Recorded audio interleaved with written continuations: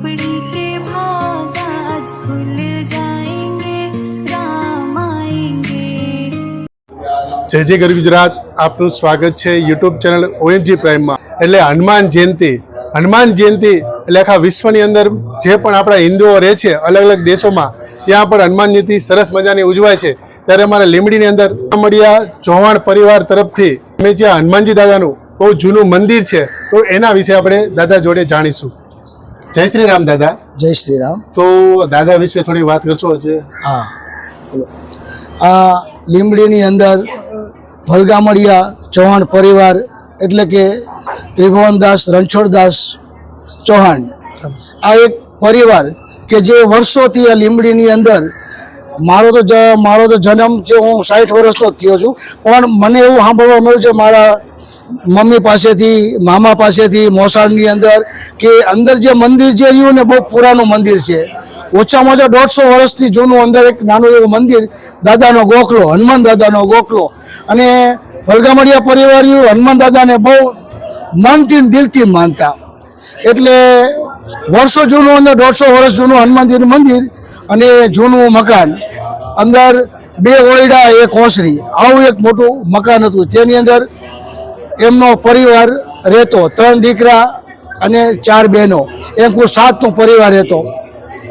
પણ સમય જોગ થતાં બધા દીકરાના દીકરા મોટા થતા બધા બહારગામ રહેવા જતા ગયા અને બધા વેલ સેટ થતા ગયા। એમ આ એક મંદિર, એની અંદર દાદાનો ગોખલો, એટલે ભલગામડિયા પરિવારની અંદર હરિમામા, વજુમામા, જયંતિમામા તથા 4 બહેનો બધાય સાથે મળીને એવું નક્કી કર્યું કે ભાઈ આપણા દાદાનું, હનુમાન દાદાનું મંદિર છે અને એની અંદર અહીંયા આપણે હવે કોઈને મકાનની જરૂર નથી, બધાને માતાજી અને દાદાએ ખૂબ દીધું છે, એટલે અત્યારે બધા વેલ સેટ છે, છોકરા પણ વેલ સેટ છે।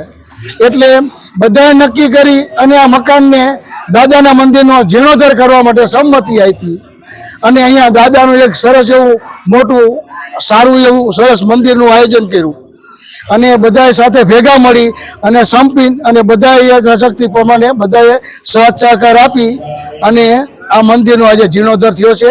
અને આજે દર વર્ષે ચૈત્ર સુદ પૂનમના દિવસે હનુમાનજી દાદાના જન્મ જયંતિ નિમિત્તે અહીંયા દર વખતે ચૌહાણ પરિવાર, તેમના સગાવાલા, બેન દીકરીઓ બધા ભેગા મળી અને હળીમળી અને પાઠ ઉત્સવ દર વર્ષે ઉજવવામાં આવે છે।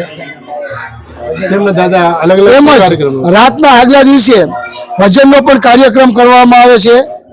આજે માર્કેટ પ્રમાણે બીજો કે ત્રીજો પાઠ ઉત્સવ છે, ત્રીજો પાઠ ઉત્સવ છે। આ ત્રીજો પાઠ ઉત્સવ મારુતિ યજ્ઞ અને ધૂમધામથી ઉજવવામાં આવે છે અને સૌ કોઈ સાથને સહકારથી ઉજવવામાં આવે છે અને મારુતિ યજ્ઞ પણ કરવામાં, જે અત્યારે રૂપ જોઈ રહ્યા છો અત્યારે અંદર મારુતિ યજ્ઞ ચાલી રહ્યો છે અને બધા જ સાથે મળીને। હનુમાનજી જન્મોત્સવની સર્વેને હાર્દિક શુભેચ્છા પાઠવું છું। તમે ત્યાં હનુમાન દાદાની પવિત્ર દિવસે સાથે હનુમાન દાદાને આપણે એવી પ્રાર્થના કરી કે હાલના તબક્કે વિશ્વની અંદર યુદ્ધની પરિસ્થિતિ ઊભી થઈ ગઈ છે, તો દાદાને પ્રાર્થના કરી, હે દાદા, આ દુનિયાની અંદર તમે શાંતિ આપો અને યુદ્ધને શાંતિથી બધા યુદ્ધ ન કરે એ બધાને બુદ્ધિ આપો અને વિશ્વમાં શાંતિ થઈ જાય, એ દાદાને પ્રાર્થના કરીએ। અસ્તુ, ભારત માતા કી જય, વંદે માતરમ। મળીશું આવતા વિડીયોમાં।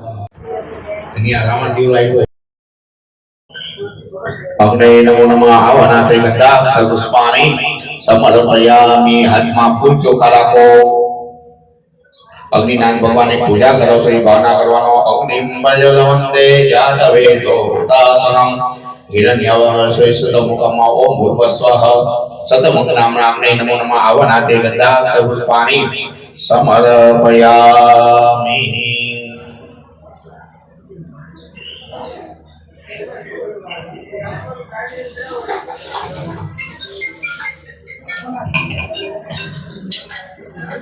અગ્નિનાથ ભગવાનને 5 વાર તમે જમાડજો, બોલપેન પકડો ને એને પકડવાનો। હા, 5 વાર જમાડો। અગ્નિ પ્રાણાય સ્વાહા, અગ્નિ અપાનાય સ્વાહા, અગ્નિ સમાનાય સ્વાહા। અગ્નિના દેવતાભ્યો નમઃ નમસ્કારાન સમર્પયામિ। પહેલા 5 વાર તમે જીને આહુતિ આપો। અગ્નિ પ્રાણાય સ્વાહા, અગ્ને અપાનાય સ્વાહા અગ્ને વ્યાનાય સ્વાહા અગ્ને સમાનાય સ્વાહા અગ્ને નમઃ નમસ્કારં સમર્પયામિ. ફરીવાર હાથમાં ફૂલ ચોખા રાખો. અહીંયા બેઠેલા બ્રહ્માજીનું ધ્યાન કરો.